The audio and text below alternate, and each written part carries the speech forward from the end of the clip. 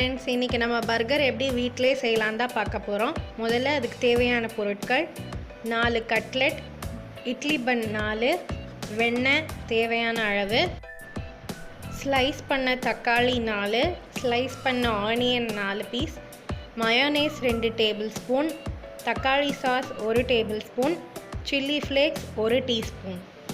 இப்போ எப்படி செய்யலான்னு பார்க்கலாம். எப்படி சீனிக்கிழங்கில் கட்லெட் செய்யலான்றது ஆல்ரெடி நம்ம சேனலில் ஒரு வீடியோ போட்டிருக்கோம். அந்த வீடியோவில் இருக்கிற அதே மெத்தடில் தான் இன்றைக்கி நாங்கள் கட்லெட் செஞ்சுருக்கோம். அதனால அந்த லிங்க்கு கீழே டிஸ்கிரிப்ஷனில் போட்டிருக்கேன். அதில் பார்த்து எப்படி கட்லெட் மாவு பிசைஞ்சு எப்படி செய்கிறதுன்றதை நீங்கள் அதில் கற்றுக்கோங்க. உங்கள் பன் சைஸ்க்கு ஏற்ற மாதிரி நல்ல பெரிய வட்டமாக நீங்கள் தட்டி வச்சுக்கோங்க. எல்லா சைட்லேயும் அது ஒரே சைஸில் இருக்கணும். இந்த மாதிரி ஒரு மூடி எடுத்து அந்த மூடியில் கூட நீங்கள் ஷேப்பாக கட் பண்ணி எடுத்துக்கலாம். சீனிக்கிழங்க சக்கரவள்ளி கிழங்குன்னு சொல்லுவாங்க. சீனிக்கிழங்குல தான் நாங்கள் மாவு பிசைஞ்சிருக்கோம். ஒரு கடாய் எடுத்துக்கோங்க. அதில் தேவையான அளவுக்கு டீப் ஃப்ரை தான் பண்ண போகிறோம். அந்த அளவுக்கு எண்ணெயை ஊற்றிட்டு எண்ணெய் காஞ்சதுக்கப்புறம் நம்ம செஞ்சு வச்ச கட்லெட்டை அது உள்ளே போட்டுருங்க.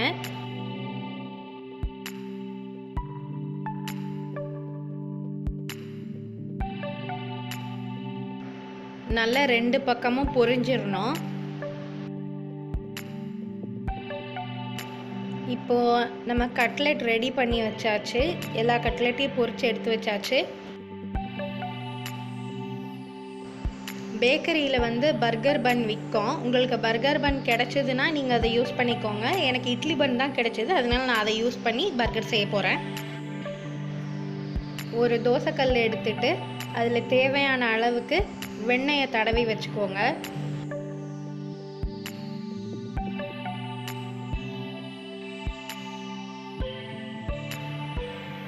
இட்லி பண்ணை 2 பக்கமும் டோஸ்ட் பண்ணி எடுத்து வச்சுக்கோங்க.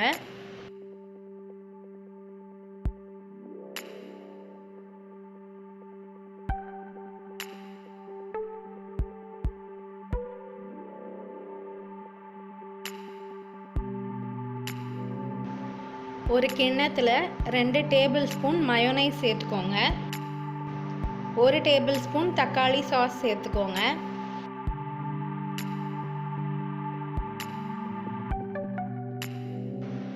ரெண்டுத்தையும் முதல்ல நல்லா மிக்ஸ் பண்ணிக்கோங்க.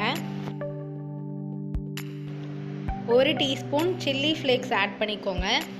பீஸா வாங்கினா சில்லி ஃப்ளேக்ஸ் தருவாங்கள்ல, அந்த சில்லி ஃப்ளேக்ஸ் எடுத்து வச்சுருப்பேன் நான். அதைத்தான் இதில் ஆட் பண்ணியிருக்கேன். வெறும் மயோனைஸ் தக்காளி சாஸ் கொஞ்சம் டேஸ்ட் பிளண்டாக இருக்கும், அதனால தான் சில்லி ஃப்ளேக்ஸ் போட்டிருக்கேன்.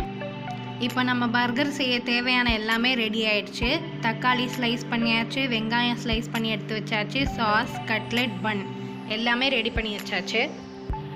ஒரு பன் எடுத்துக்கோங்க. அதில் சாஸ் அப்ளை பண்ணிக்கோங்க.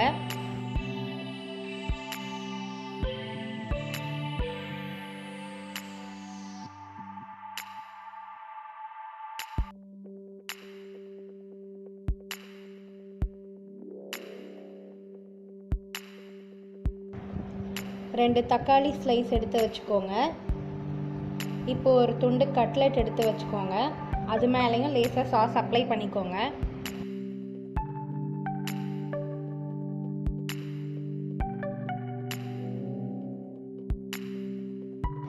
இப்போ 2 வெங்காயம் ஸ்லைஸ் வச்சுக்கோங்க.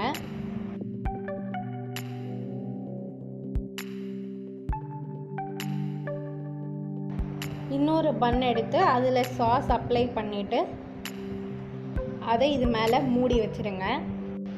தக்காளி வெங்காயம் எல்லார் வீட்லேயுமே இருக்கும், அதனால தான் நான் வெறுமனே தக்காளி வெங்காயம் மட்டும் வச்சு பண்ணியிருக்கேன். கேபேஜ் லீவ்ஸ்லாம் வைக்கலை.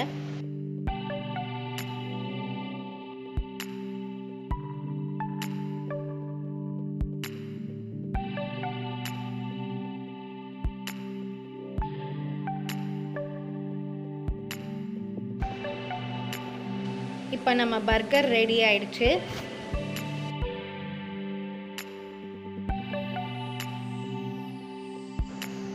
நீங்களும் உங்கள் வீட்டில் இந்த மாதிரி பர்கர் செஞ்சு சாப்பிட்டு எப்படி இருக்குன்னு உங்கள் கமெண்ட்ஸை எங்களோட ஷேர் பண்ணிக்கோங்க.